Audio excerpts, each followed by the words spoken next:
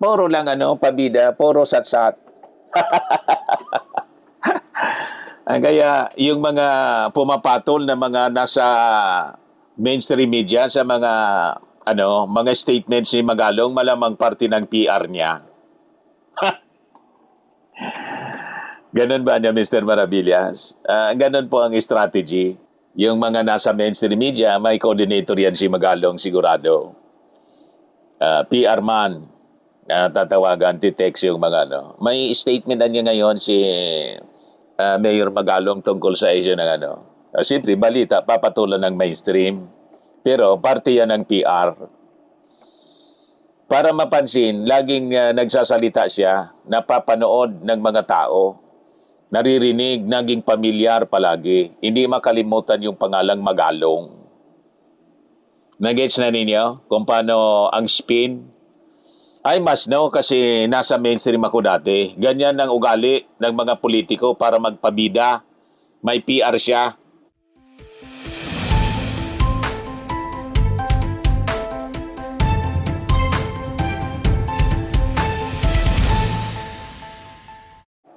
Hello po mga kababayan, si Dante Maravillas. Buniltahan ng Palasyo Malacanang si Baguio City Mayor Benji Magalong dahil sa pakikisawsaw na naman mga kababayan sa issue ng impeachment kay Sara Duterte na ina-accuse ni Magalong yung mga House prosecutors na sabit daw sa insertions.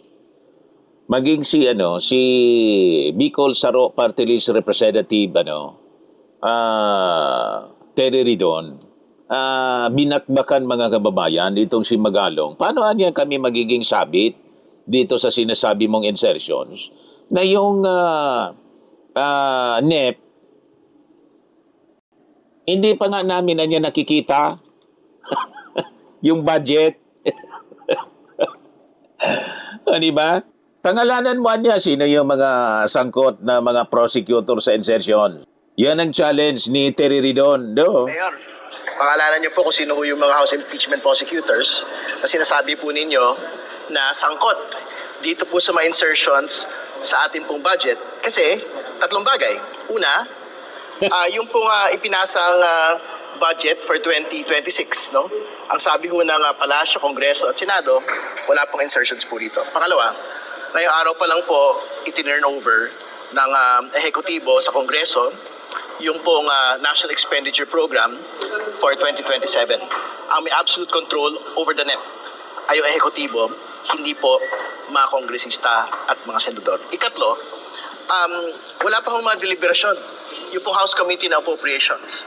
So papaano magkakaroon ng pagkakataon ang mga House Impeachment Prosecutors na pakialaman mag-insert sa budget po na ito. At tingin ko yung ganito pong naratibo ay nagsisilbi doon po sa interes ng pangalang Pangulo. Ito po ay hinihiling na wasakin ang kredibilidad ng prosecution, but we will not be swayed, we will not be distracted. We are focused on the work at hand to convict the Vice President.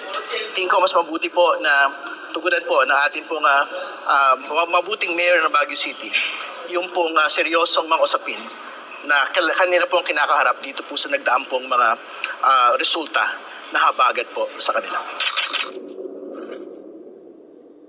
Yan mga kababayan, ang interview ng News 5 bilang reaction po ni Terry Ridon. Ngayon, yung Palasyo Malacanang, buniltahan din mga kababayan ito si Benji Magalong na patuloy na nagpapasikat. Siguro may plano ito na tumakbo para senador siguro at target niya siguro sa kampo ni Sara Duterte. Kaya sige pasikat po, sabi dito sa report ng Billionaire News, Palace unloads on Magalong hit selective claims on corruption, BP Sara. Palace press officer Claire Castro made the fiery remarks after Magalong questioned the supposed slow pace of administration's investigation into alleged anomalies in flood control projects. Sabi po ni Yossi Castro, kung titingnan po natin ang history, sabi nga po natin, nag-start po talaga ng masinsinang pag-imbestiga mga bandang September, October nung nakarang taon, pero Wala pa pong isang taon pero marami na po ang naimbestigahan. Marami na po ang na-issuehan ng warrant of arrest, sabi ni Jose Castro. She then invoked Magalong's own record of raising corruption allegations, particularly his earlier investigation into the controversial rock netting projects in Baguio City. Castro said Magalong himself acknowledged in 2019 that he had begun investigating the issue. Yet years later, anya, sabi ni Yusek, no individuals anya had been publicly named or charged by Magalong in connection with the allegations. 6 na taon ang lumipas, wala pa rin siyang nagawa tungkol sa issue ng rock netting. Marami siya muli nabanggit ng mga issue pero wala na rin siyang napangalanan. Di ba? Backfire. Mahilig lang dumaldal, mga kababayan, magpabida itong si Magalong. Pero sa sarili niyang, bakuran, may mga issue din ng korupsyon. Especially yung rock netting. Yung mga sangkot noon, doon mga kababayan, mga kalyado ni Sara.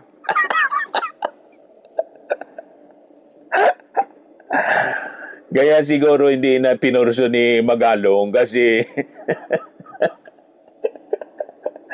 mga kalyado ni Sara. Ngayon, sabi pa ni Jose Castro, sabi pa dito, Castro also brought up Magalong's statements concerning alleged extrajudicial killings in the previous administration. Maski na po patungkol sa AJK, sinabi niya na alam niya na maraming pumatay lang para pumatay at may report siya. Pero hanggang ngayon, wala pa rin siyang nag-rereklamo patungkol sa mga nang-abuso di umano sa AJK. Puro lang pabida, puro satsat. Kaya yung mga pumapatol na mga nasa mainstream media sa mga mga statements ni Magalong, malamang parte ng PR niya. Ganon ba niya, Mr. Maravillas? Ganon po ang strategy. Yung mga nasa mainstream media, may coordinator yan si Magalong sigurado. PR man, tatawagan, titext yung mga May statement na niya ngayon si Mayor Magalong tungkol sa issue ng Siyempre, balita, papatulan ng mainstream. Pero parte yan ng PR. Para mapansin, laging nagsasalita siya, napapanood ng mga tao. Naririnig, naging pamilyar palagi. Hindi makalimutan yung pangalang Magalong. Nag-gets na ninyo kung paano ang spin? I must know kasi nasa mainstream ako dati. Ganyan ang ugali ng mga politiko para magpabida. May PR siya. Tapos kukontak ng mainstream para magpa-interview. Alam na ninyo ang susunod. May pabuya siyempre. The usual sa PR, mga kababayan. Huwag kami Magalong. Huwag puro pabida kasi. So ito mga kababayan na paulit-ulit na pagpapasabog ni Benji Magalong nitong mga tinatawag na blind items ay hindi na maituturing mga kababayan na tunay na krusada laban po sa korupsyon, kundi isang pag-iingay lamang upang manira ng mga institusyon at magsilbi pong political shield tulad ng sinasabi po ni Terry Ridon sa pamamagitan ng matatalas na argumento at legal. Pinatunayan po ni Presidential Communications Office Undersecretary Attorney Claire Castro na ang mga akusasyon ni Magalong walang matibay pong pundasyon. Mga kababayan, puno ng double standard siya at nagkukulang sa aktual na ebidensya at formal na sakdal. So bago po muna sa bilis ng pambansang pamahalaan, marapat lamang po nasagutin muna po ni Benji Magalong. Nasaan ang hustisya sa sarili niyang bakuran at iba pang mga akusasyon mga kababayan? Di ba? Kaya sabi po ni, ni Yossi Castro, sino kaya niya yung mabagal? Yan ang sagutin ni Benji Magalong. So binatikos po ni Presidential Communications Office Secretary, Yusek pala, Yossi Castro, itong si Magalong sa pamamagitan ng isang matalim na tanong. Sabi ni Yossi Castro, sino mabagal? So ang naging tugon na ito ng Palasyo Malacanang ay kasunod ng naging pahayag po ni Magalong kung saan sinabi niya ang kanyang pagkadismaya umano sa mabagal na usad ng investigasyon ng Administrasyong Marcos ukol sa multi-billion pesong flood control project scam. Yung flood control scam. So sa isang press briefing mga kababayan kahapon, tahasang sinalag ni Yossi Castro itong mga patutsada ni Magalong. Binigyan din niya na ang pambansang investigasyon ay hindi natutulog mga kababayan. Sa katunayan, gumagalaw ito ng may legal na proseso at marami ng mga personalities ang sinisiyasat at pinapanagot mula pa nang ito ay magsimula sa investigasyon mga kababayan. Ngayon, biniltan mga kababayan ni Yossi Castro si Magalong sa pamamagitan ng pagbanggit ng rocknetting anomaly sa rocknetting project doon sa kanyang bakuran upang basagin ang credibility po ni Magalong. Inungkat ni Yossi Castro ang lokal na investigasyon sa mga rocknetting projects sa mismong Baguio City na pinasimulan mismo ni Magalong noong taong 2019. Halos 7 taon na ang nakalipas mula nang buksan ni Magalong ang isyong iyon sa kanyang sariling nasasakupan. Ngunit sabi ni Yossi Castro, hanggang ngayon niya, wala pang partikular na individual ang nasasampaan ng formal na sakdal o pinal na resolusyon sa korte. O ano kayo ngayon, Magalong? Di ba supalpal ka? Yan kasi daldal ng daldal. Pag may uling ka sa sarili mong mukha, manalamin ka muna. Yan yon. Huwag puna ng puna kung may mapupuna sa lugar mo. Unahin mo muna yung lugar mo. Daldal ka ng daldal. Iyong ating Pangulong Bongbong Marcos, malinaw naman po yung ginagawa at may resulta na po. Marami na nakulong. Sino ba nakapakulong na presidente tulad ng naipakulong ng ating Pangulong Bongbong Marcos? At close to 1 billion, 800 million mga kababayan yung nabawi na pundo ng bayan mula sa mga magnanakaw. May nakagawa ng ganon sa mga previous administrations, di ba wala? So ang isang leader mga kababayan na nag-akusa ng kabagalan ay walang moral ascendancy na pumuna kung ang sarili niyang mga lokal na investigasyon ay natutulog sa pansitan. Yan yun mga kababayan. Ang pumupuna ay dapat may kakayahang umaksyon. Hindi lang basta maghanap ng butas sa iba. Tapos yung sariling problema, hindi nakikita. Parang si Toby Chanko din. Ganon din mga kababayan sa nabutas. Puno ng butas. So dito tayo sa budget insertions na sinasabi niya. Na sabi, kinasangkutan ng mga House prosecutors. Iniayag ni Magalong na may ilang mambabatas daw na bumalik sa dating gawi ng pork barrel. At nagkaroon ng budget insertions. Binigyan din niya na ang ilan sa mga ito ay mismong kasapi pa ng House Prosecution Team na umuusig laban kay Vice President Sara Duterte. Inamon siya ngayon ng Kamara na pangalanan kung sino. Itong mga sinasabi ng mga prosecutors, yun ang challenge ni Terry Ridon. Tinawag itong fake news at isang malaking irresponsabling akusasyon dahil ang kasalukuyang 2027 budget ay hindi pa naipapasa At wala pang bagong isinumiting National Expenditure Program or NEP para sa susunod na taon. Noong panahon na sinabi niya ito, mga kababayan. Ayon sa mga kritiko, malinaw na ginagawa lang ito ni Benji Magalong upang durugin ang credibility ng prosecution at magsilbing political shield para po kay Sara Duterte sa pamamagitan ng paglihis ng usapin. Di walang tigil ang kampo, mga kababayan, mga kaalyado ni Sara Duterte sa distraction. Di ba? Sunod-sunod na yung the Senate is under attack. Tapos yung Maleta Boys. Di ba? Kung ano-ano na lang ang pinapalitaw nilang na mga kwento.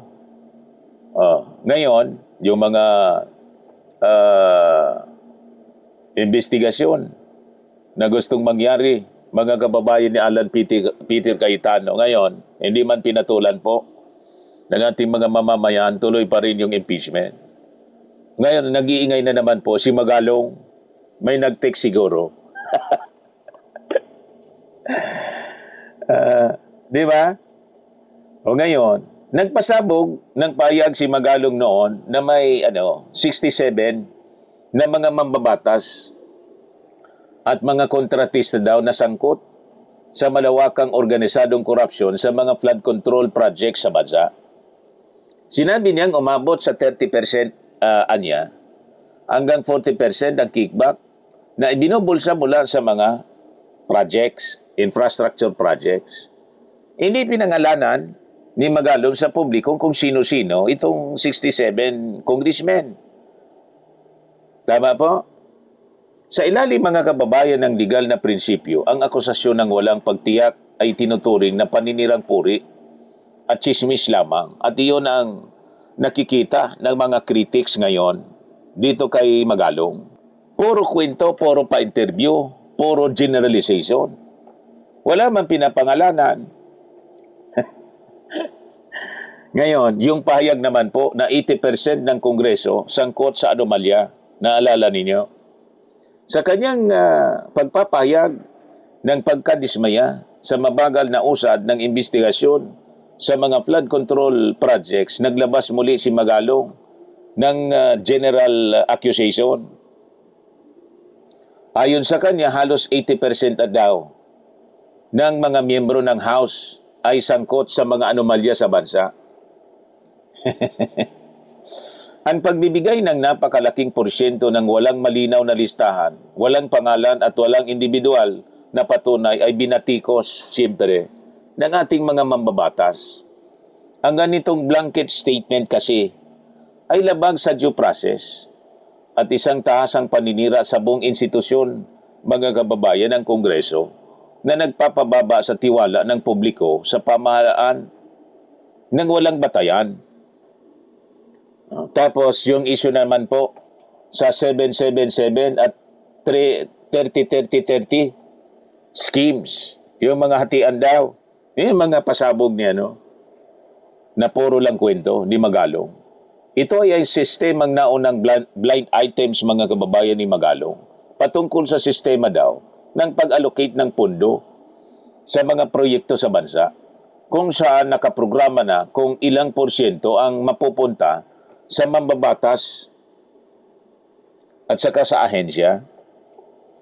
Ang mga isyong ito tulad ng 777 na sinasabi niya ay unti-unting namatay at hindi naman formal na naimbestigahan o walang malinaw na pangalang naparusahan dahil nanatili itong pangkalahatang akusasyon lamang sa publiko. So ang isang seryosong sumbong ay dinadala sa hukuman, hindi iniiwan bilang kwentong barbero, mga kababayan. Doon naman sa korupsyon sa DOH, Facilities Engagement Program, ginawa rin ng veiled statement o patama si Magalong sa DOH. Gumawa siya ng ganong mga patama. Sinabi niya na may bilyon-bilyon na pondoan niya ang nasasayang sa mga ghost o hindi natapos ng mga health centers na walang mga pasilidad at staff. Hinamon siya ng mga otoridad ngayon. na maging partikular kung aling rehiyon, anong pasilidad o sinong opisyal ang may pananagutan dito. So ang pag-atake, mga kababayan, sa pangkalatang ahensya nang walang tinutukoy na salarin, nagdudulot lamang ng demoralisasyon sa buong kagawaran ng kalusugan po na nagpapatupad naman ng lehitimong proyekto para sa ating mga mamamayan. Napaka-unfair po. So, nandun din yung double standard sa impeachment versus ito pong flood control. Hayagang pinuna ni Magalong ang mabagal daw na takbo ng investigasyon sa flood control project sabang mabilis naman di umano ang usad ng impeachment trial laban kay Sara Duterte. Sinabi niyang pangiti-ngiti lang ang mga kongresista kahit sangkot sa anomalya. May ganon, mga kababayan. Anong pangiti-ngiti yung mga congressmen? Walang ganon na mga kababayan na makikita tayo. Seryoso yung ating mga congressmen.